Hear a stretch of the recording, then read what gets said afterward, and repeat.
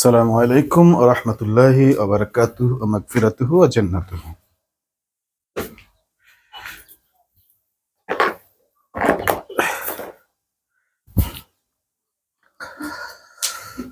আসসালামু আলাইকুম দর্শক শ্রোতা, সবাইকে স্বাগত জানাচ্ছি এই দুরন্ত খবরের আজকের সংক্ষিপ্ত আলোচনায়। আজকে আমরা কথা বলতে চাই যে আমাদের এবারের যে সামিটটি হয়ে গেল, এটাকে বলা হচ্ছে পলিসি সামিট। অর্থাৎ জামাত ইসলামী যে পলিসিগুলো রাষ্ট্রের জন্য চিন্তা করেছেন, রাষ্ট্র পরিচালনার জন্য যে রাষ্ট্রনীতি চিন্তা করেছেন, সেই পলিসি সামিট অলরেডি উপস্থাপন করেছেন, অত্যন্ত স্মার্টলি উপস্থাপন করেছেন এবং পৃথিবীর 30টি দেশের প্রতিনিধি এই সামিটে অংশ নিয়েছেন। তাদের সামনেই এটি উপস্থাপনা করা হয়।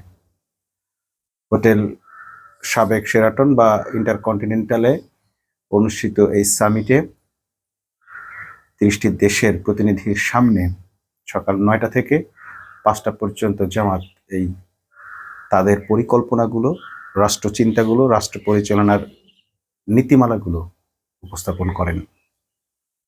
জামাত ক্ষমতায় আসলে কিংবা না আসলেও কিভাবে রাষ্ট্র পরিচালনা হওয়া উচিত, কিভাবে জামাত ক্ষমতায় আসলে রাষ্ট্র পরিচালনা করবে, রাষ্ট্র পরিচালনার নীতি কি হবে, কোন দিকগুলোকে অগ্রাধিকার দেওয়া হবে ইত্যাদি সবকিছুই ডিটেল এখানে তুলে ধরা হয়েছে। বিদেশের সামনে ইংরেজি ভাষায় অত্যন্ত প্রাঞ্জলভাবে এটি উপস্থাপনা শেষে দেশে বিদেশে ব্যাপক সুনামও ইতিমধ্যে কুড়িয়েছেন জামাত। অলরেডি আল জাজিরা এটা নিয়ে বড় ধরনের নিউজ কভারেজ করেছে। সেখানে তারা বলছে এবারই প্রথম ইসলামিস্ট দল হিসেবে বাংলাদেশে কোনো দল রাষ্ট্র ক্ষমতায় আসতে চলেছে বা আসার চান্স তৈরি হয়েছে, সুযোগ তৈরি হয়েছে। এবং তাদের হেডলাইনটা ছিল জামাতকে এবার রাষ্ট্র পরিচালনা করতে পারবে। অর্থাৎ মোটামুটি একটা পজিটিভ ন্যারেটিভ কিন্তু আন্তর্জাতিক মিডিয়াতেও তৈরি হয়েছে, হচ্ছে এবং হয়ে গেছে। তো এই যে রাষ্ট্র পরিচালনার নীতি ও রূপরেখা তারা উপস্থাপন করলেন, এর মধ্যে কি এমন আছে যার কারণে সবাই এটাকে নিয়ে প্রশংসা করছে কিংবা ভাবছে যে বাংলাদেশ নতুন কিছু পেতে যাচ্ছে, ভিন্ন কিছু পেতে যাচ্ছে এবং বাংলাদেশ তার উন্নয়নের আসল যে সোপান, উন্নয়নের যে আসল লক্ষ্য সেটি অর্জন করতে যাচ্ছে। কয়েকটি ঘোষণা একটু আমরা অগোছালোভাবেই স্মরণ করি। সেটি হচ্ছে নাম্বার 1, বাংলাদেশের মানুষের মূল সমস্যা সেটি জামাত তার এই রাষ্ট্রচিন্তা, রীতি নীতি এবং রাষ্ট্র পরিচালনার নীতি ও রূপরেখার মধ্যে তারা অ্যাড্রেস করতে সক্ষম হয়েছেন। এর কারণ হচ্ছে তারা এই রূপরেখা দেওয়ার আগে সাধারণ মানুষের কাছে ওপেনলি মতামত চেয়েছিলেন একটি ওয়েব লিঙ্কের মাধ্যমে। এছাড়াও তারা বিভিন্ন সভা সমাবেশ করে তরুণদের কাছ থেকে, বিশ্ববিদ্যালয়ের শিক্ষার্থীদের কাছ থেকে, বিভিন্ন পেশার মানুষের কাছ থেকে তাদের প্রয়োজনের কথা এগুলো তারা জানার চেষ্টা করেছেন এবং তারা এটাকে বলেছিলেন তাদের নির্বাচনী ইশতেহার তৈরির জন্য এগুলো জানা দরকার। মূলত সেই ইশতেহার এর অংশই হতে যাচ্ছে এই পলিসি সামিট। এবং এই সামিটে তারা যেই প্রবলেমগুলোকে, বাংলাদেশের মেইন যে প্রবলেমগুলো তারা অ্যাড্রেস করেছেন সেগুলোকে তারা এখানে তুলে এনেছেন। নাম্বার 1, বাংলাদেশের আজকের যে নতুন পরিবেশ আমরা দেখছি এটি আসলে একটি গণ অভ্যুত্থানের ফলাফল। আর এই গণ অভ্যুত্থান অনুষ্ঠিত হয়েছিল বা সম্ভব হয়েছিল ছাত্রদের কারণে। ছাত্ররা বিক্ষুব্ধ হয়ে স্বৈর শাসককে শেষ পর্যন্ত বিদায় করতে বাধ্য হয়েছে। কারণ কি ছিল? কারণ ছিল একদিকে বেকারত্বের চরম দুর্দশা, বেকারত্বের কারণে ছাত্র সমাজের নাভিশ্বাস, লক্ষ লক্ষ যুবক বের হয় কিন্তু তাদের চাকরি পায় না। অন্যদিকে ক্রিম চাকরিগুলো, দামি চাকরিগুলো, সোনার হরিণ চাকরিগুলো, সরকারি চাকরিগুলো একটা বিশেষ গোষ্ঠীর কাছে আটকে গিয়েছিল। কোটার নামে প্রায় 55% চাকরি চলে যাচ্ছিল বিশেষ ঘরের দিকে, আর সাধারণ মানুষ, সাধারণ ছাত্ররা, সাধারণ মেধাবীদের কোনো জায়গায় ছিল না সেখানে। মেধার পরিবর্তে 55% কোটাধারীদেরকে চাকরি দিয়ে বাংলাদেশকে একটা ব্যর্থ রাষ্ট্রে পরিণত করেছিল হাসিনা সরকার, আওয়ামী সরকার। যার ফলশ্রুতিতে একটি বিশাল জনগোষ্ঠী, বিশাল ছাত্র সমাজ এর বিরুদ্ধে ধীরে ধীরে ধীরে ধীরে জেগে ওঠে। প্রথম দিকে যখনই তারা এই কোটার বিরোধিতা করতে গিয়েছে, তাদেরকে জামাত শিবির বলে তুচ্ছতাচ্ছিল্য করে ট্যাগ দিয়ে সরিয়ে দিয়েছিল। কারণ এই কোটার মূল অংশটাই ছিল, সবচেয়ে বড় পোর্শনটাই ছিল মুক্তিযুদ্ধ কোটা।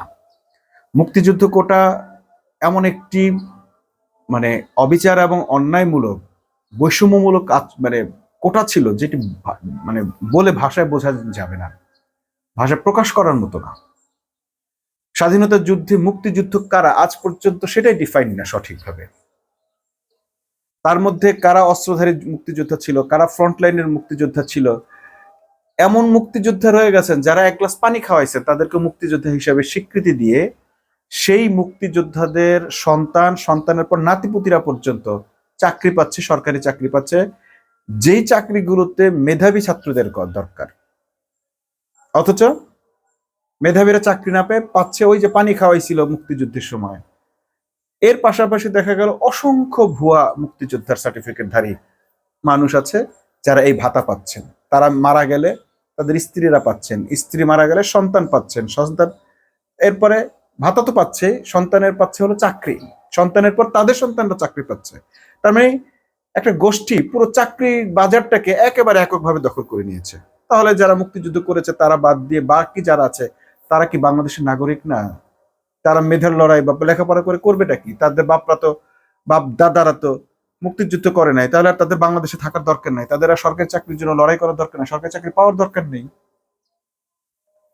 চলে যাচ্ছে কোটাতে চাকরি, আর চলে যাচ্ছে দলীয় ভাবে বিবেচনায়। তাহলে বাংলাদেশের আর লেখাপড়া মানুষের দরকারটা কি? জনগণ থাকার দরকার কি? ওই একটা দল তারা মুক্তিযোদ্ধা হিসেবে অর্ধেক খাবে, 55% খাবে, আর বাকি 45% তারা তাদের দলীয় কোটায় নিয়োগ দিয়ে বাস পুরো দেশটা তাদের।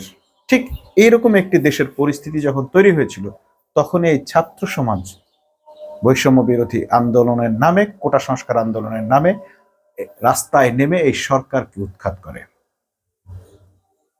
ঠিক এরই পরিপ্রেক্ষিতে আজকে যে একটি ন্যায্যতা ভিত্তিক সরকার গঠিত হতে যাচ্ছে, ঠিক সেই মুহূর্তে একটি নির্বাচন যখন হতে যাচ্ছে, ঠিক তার আগ মুহূর্তে জামাত তার পরিকল্পনাগুলো মানুষের সামনে তুলে ধরলেন।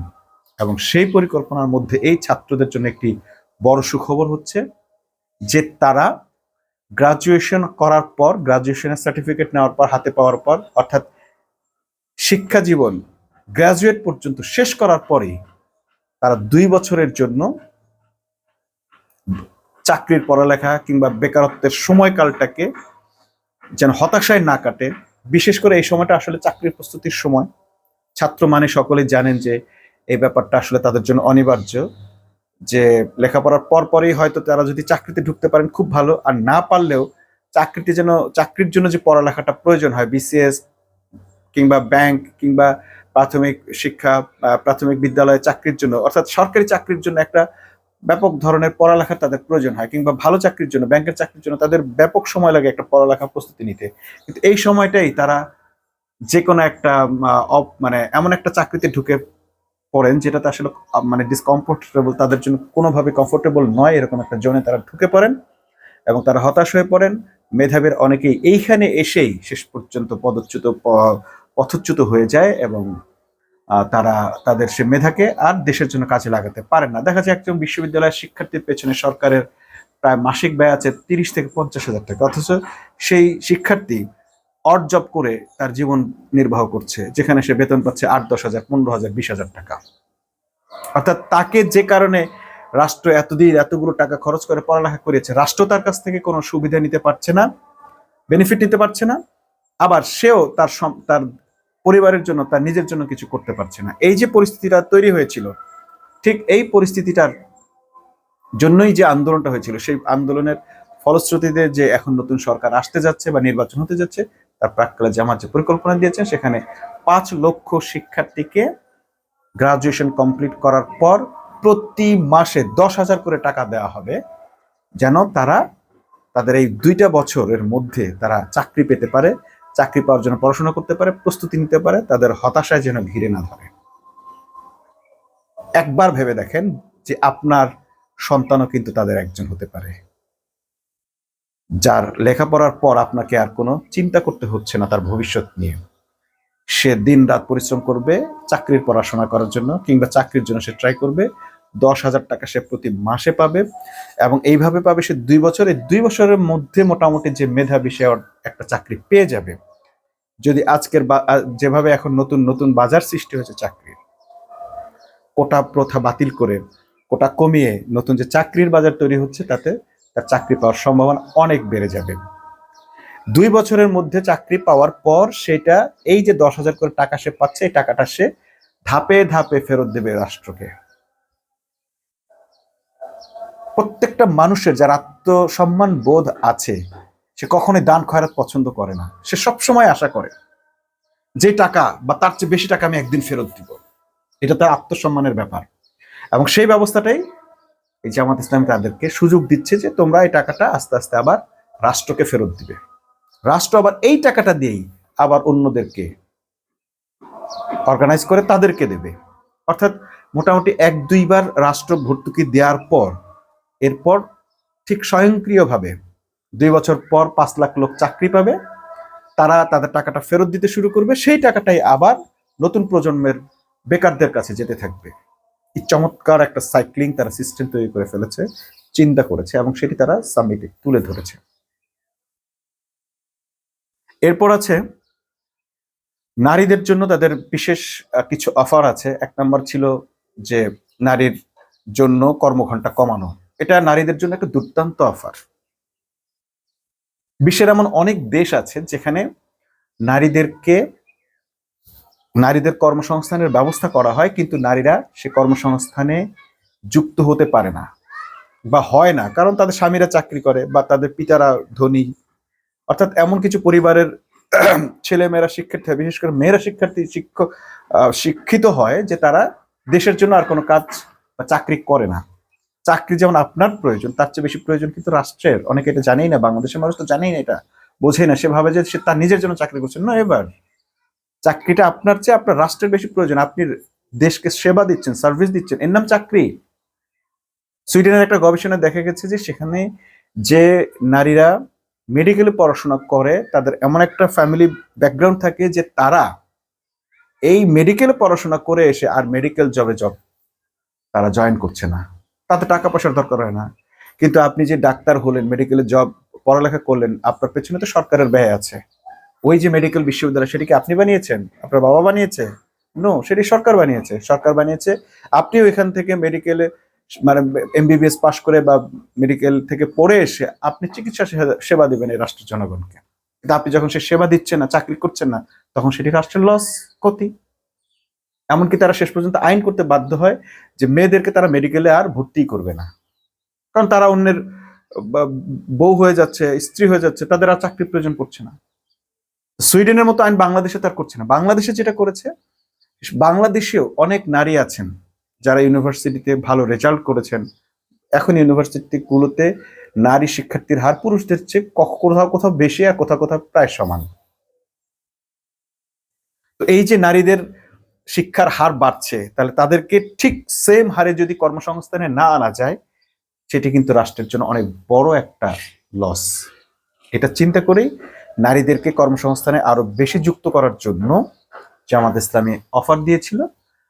তাদের কর্মঘণ্টা কমিয়ে আনা হবে, 5 ঘন্টা করা হবে। অনেকেই ধারণা করেছেন তাদের বেতন কমে যাবে। না, বাইরের রাষ্ট্রগুলোতে কর্মঘণ্টা ঘন্টা ব্যাপী আছে। আপনি 1 ঘন্টা কাজ করলে 1 ঘন্টার বেতন পাবেন, 2 ঘন্টা কাজ করলে 2 ঘন্টার বেতন পাবেন, 4 ঘন্টার কাজ করলে 4 ঘন্টার বেতন পাবেন। এমন অনেক কাজ আছে যেখানে ফুল টাইমারের দরকার হয় না।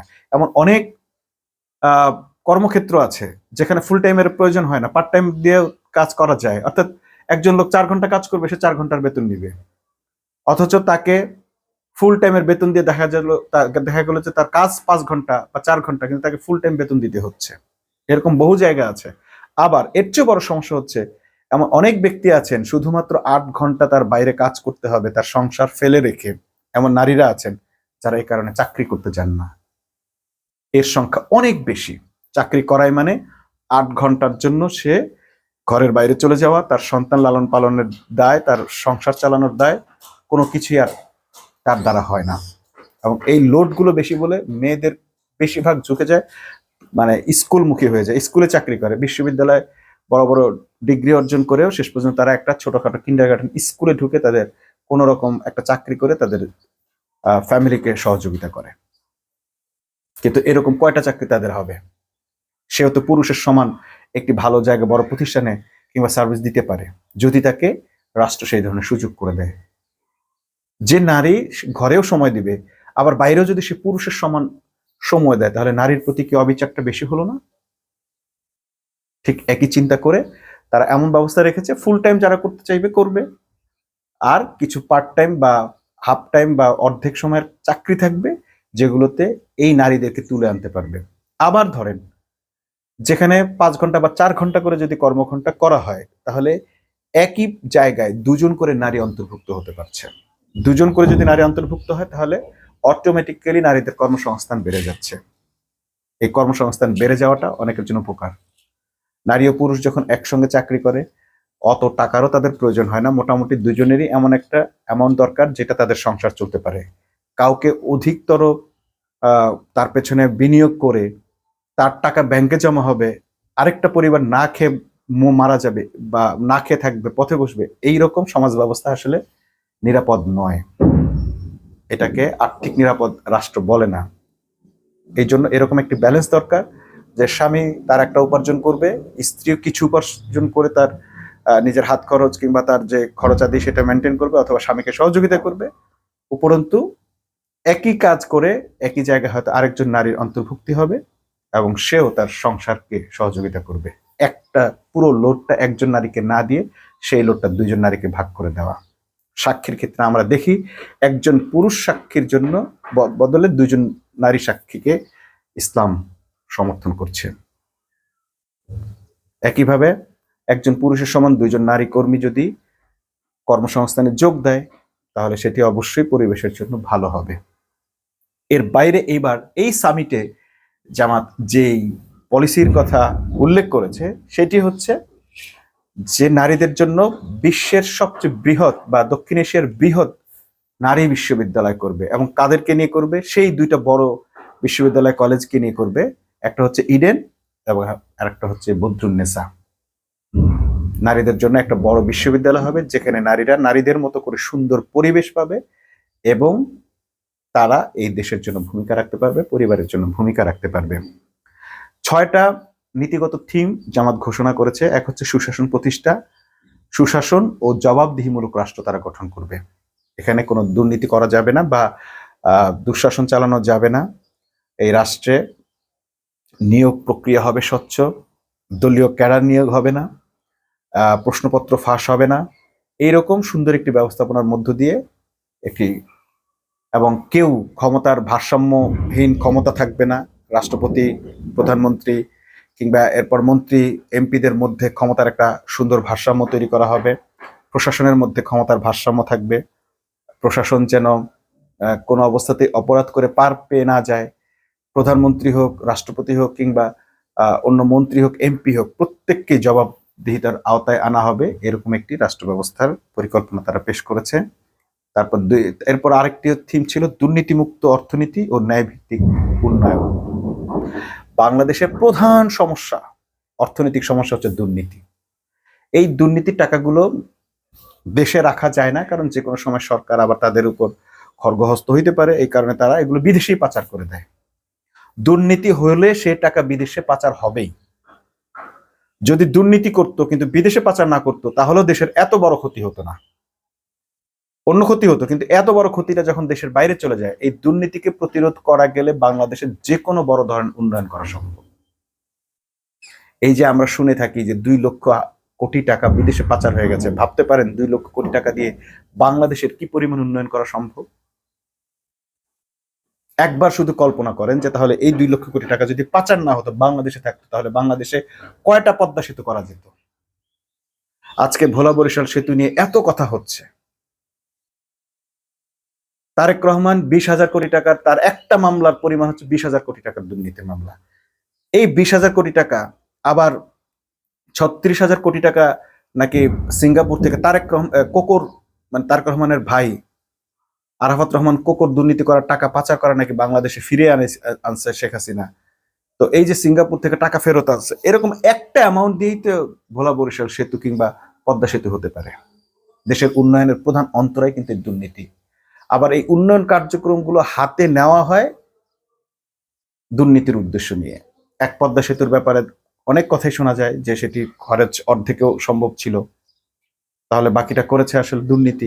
কর্ণফুলী টানেল নিয়ে এই এই 15 বছর এই যে দুর্নীতি করেছে এগুলো উন্নয়নের নামে, সেই টাকাগুলো পাচার করে দেশকে একেবারে অর্থনীতি জিরোতে নিয়ে আসছিল। 3 অথবা 2 মিলিয়ন ডলারে নিয়ে এসেছিল বাংলাদেশের রিজার্ভকে, সেটিকে এখন 30 বিলিয়ন ডলারে পরিণত করেছে এই বিশিষ্ট অর্থনীতিবিদ ডক্টর ইউনূস, বাংলাদেশের প্রধান উপদেষ্টা। এই অর্থনীতিকে যদি আমাদের স্বাবলম্বী করতে হয়, নিরাপদ করতে হয়, তাহলে অবশ্যই দুর্নীতিমুক্ত হইতে হবে, করতে হবে। এবং সেই ব্যাপারেও জামাত তার পরিকল্পনাগুলো এই সামিটে উল্লেখ করেছে।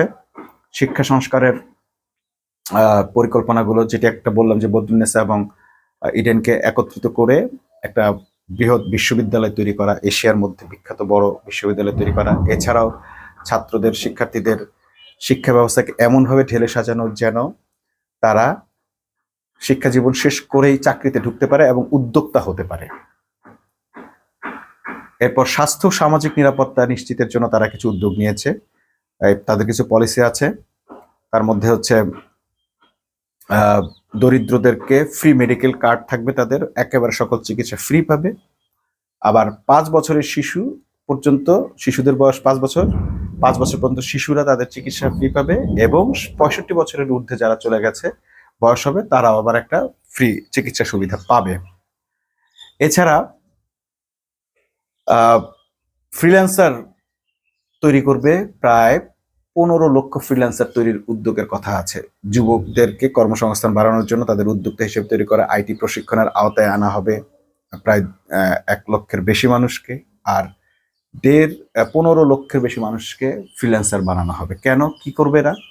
আজকে মনে করেন যে উদ্যোগটি নিয়ে কথা আমরা অনেকবার ভাবতাম, যে আজকে যারা বাংলাদেশে বসে রেমিটেন্স আহরণ করছেন, একদল হচ্ছে বিদেশে বসে রেমিটেন্স আহরণ করছে, যাদের রেমিটেন্সের সোল প্রপোর্শনটা প্রায় বলতে গেলে বিদেশি খরচ হয়ে যায়। যিনি আমেরিকায় থাকেন, তার মাসিক খরচ যদি 5 লাখ টাকা হয়, তাহলে এই 5 লাখ টাকা তো সে আর দেশে পাঠাতে পারে না। 5 লাখ টাকা কেন বলছি, কারণ তাদের যদি 1 কেজি আলুর দাম $5 হয়, কিংবা 1 কেজি চালের দাম যদি $10 হয়, তাহলে বাংলাদেশি টাকা কিন্তু সেটা অনেক বড় অ্যামাউন্ট।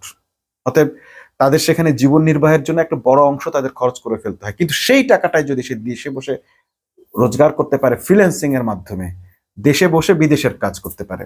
এখন এমন ধরনের সুযোগ অনেক তৈরি হয়ে গেছে। এই সুযোগগুলোকে আরো বেশি পপুলার করা, পরিচিত করে তোলা, এবং এগুলো করার জন্য ভালোভাবে প্রশিক্ষণ দেওয়া, সংঘবদ্ধভাবে কিছু লোককে টেনে আনা। এক ইউটিউবিং এর মাধ্যমে যদি মনে করেন যে 15 লক্ষ ইউটিউবার যদি তৈরি হয়, একজন ইউটিউবারের এমনও আছে যারা মাসে 5 থেকে 10 লক্ষ টাকা ইনকাম করছেন। তাহলে এইরকম 2 লক্ষ, 5 লক্ষ, 10 লক্ষ ইউটিউবার যদি প্রতি মাসে 1 লক্ষ টাকা করেও বিদেশের এই রেমিটেন্স গুলো আহরণ করেন, তাহলে চিন্তা করেন যে বিদেশে আর আমাদের শ্রমিক পাঠানোই লাগবে না। জীবনের ঝুঁকি নিয়ে কারো বিদেশে যেতে হবে না। বিদেশে যাবে, ভালো ভালো ডিগ্রি অর্জন করবে, তারপর তারা দেশে এসে তাদের জীবন নির্বাহ করবে, মেধা পাচার আর হবে না। প্লাস বাংলাদেশে বসেই বিদেশি টাকা ইনকাম করবে, রেমিটেন্স আহরণ করবে। বাংলাদেশ সবচেয়ে বেশি স্বাবলম্বী হয় রেমিটেন্সের মাধ্যমে। মনে করেন আপনার 5 শতক জায়গা আছে, আপনি 3 শতক জায়গা উন্নয়ন করবেন, তখন কি করতে হবে? আপনার 2 শতক জায়গার গর্ত করে আপনার 3 শতক জায়গার উন্নয়ন করতে হবে, ভরাট করতে হবে। তাহলে আপনার 2 শতক জায়গা তো গর্ত হয়ে গেল। এই গর্ত ভরাট করতে হলে আপনার জায়গা থেকে, বাইরের কোনো জায়গা থেকে এনে আপনাকে ভরাট করতে হবে। এটা কিন্তু আর না হয় আপনাকে আবার আপনার ওই 3 শতক জায়গার একটা জায়গা থেকে আবার এটা ভরাট করতে হবে, অথবা এটা কখনোই ভরাট হবে না। তো রেমিটেন্সটা হচ্ছে সেই বাইরের জায়গা, যেটা আপনি বাইরে থেকে টাকা এনে আপনার ক্ষতিটা পূরণ করবেন, গর্তটা পূরণ করবেন। অতএব রেমিটেন্স যে বাংলাদেশের জন্য কয়েকভাবেই অর্থনীতি ভূমিকা রাখে, এসব চিন্তা করেই রেমিটেন্স আহরণের আরো কিছু পথ আমরা দেখলাম এই সামিটে অ্যাড্রেসিং করেছে। এবং এটি যদি সম্ভব, এটি আশা করি অবশ্যই তারা সবগুলোই বাস্তব ভিত্তিক দিয়েছে। এবং যদি এবার কোনোভাবে বাংলাদেশ জামাত ইসলামী ক্ষমতায় আসে, দাঁড়িপাল্লায় ক্ষমতায় আসে, অর্থাৎ একটি নতুন রাষ্ট্র ব্যবস্থা কাঠামো তৈরি হয়, দুর্নীতি বিরোধী কোনো শক্তি বাংলাদেশের রাষ্ট্রীয় কাঠামোতে ঢুকতে পারে, দেন বাংলাদেশের মানুষের ভাগ্য খুলে যাবে, এটাই আমাদের প্রত্যাশা।